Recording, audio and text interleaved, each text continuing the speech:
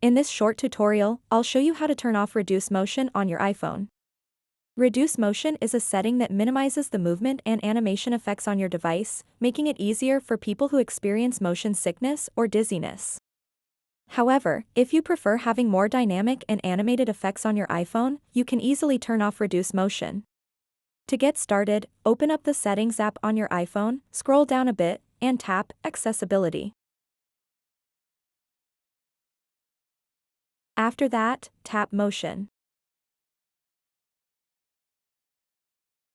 Now you'll see the Reduce Motion option at the top of the page.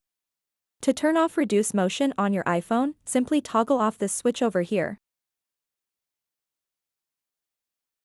So that wraps up this tutorial. If you have any questions about this whole process, please let me know in the comments section below. And if this video helped you out, please give it a big thumbs up and subscribe to this channel for more tutorial videos like this one. Thank you so much for watching and have a good day.